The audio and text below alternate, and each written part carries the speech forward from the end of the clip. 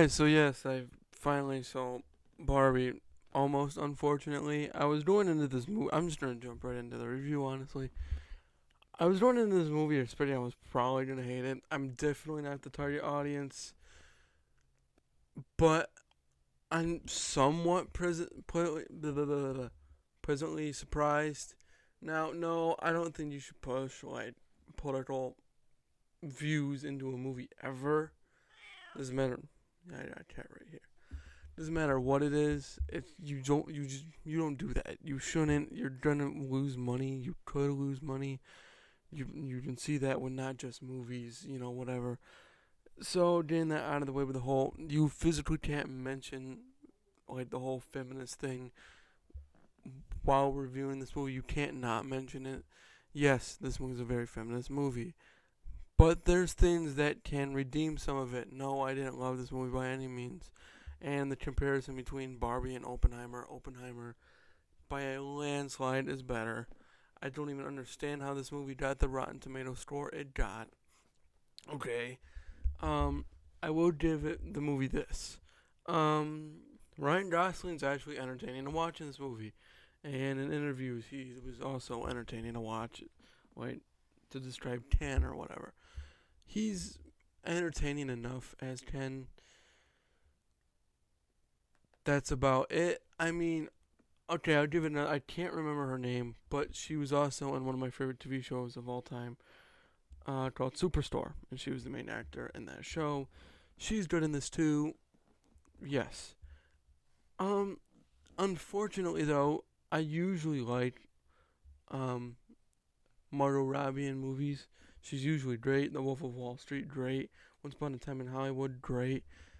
She's great as Harley Quinn. This movie, she felt kind of bland, honestly. Like, actually, she half of her. I mean, it's probably part of playing Barbie. Half of the acting felt very fake, though. Like when she was trying to portray an emotion, I just didn't feel it at all. That could also be for me, but not being the target audience. But I when other actors, I mean, even if it wasn't something I agreed with, you almost felt something. Because of their acting. Her acting felt kind of bland, which is unfortunate. I do like Greta Gerwig's other movies. I think Little Women's pretty good. Haven't seen Lady Bird. I mean, this one's okay at best. It, and I also got to be honest, it has zero rewatchability. You see it once, and I'm like, well, that's it. I usually I want to go see Oppenheimer again.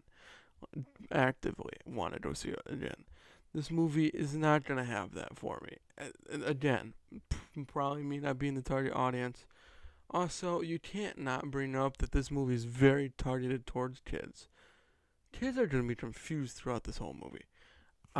I wasn't personally, but I'm just I'm trying to look. I also tried to look at it from a kid's perspective.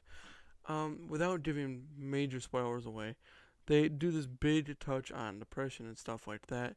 I'm like, first of all, kid doesn't want to hear anything about that. Second of all, they're not gonna understand that.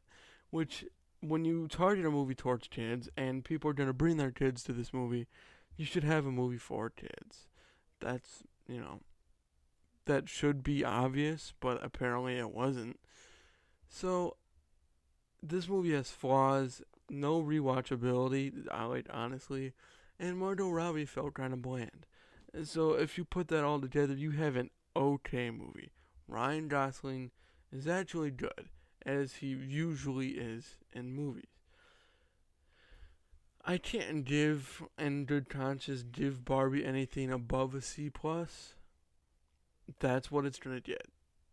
Um, if you're gonna go watch a movie in the theaters within the next weeks, I haven't seen Mission Impossible yet. I got to. I really want to. I'm going to.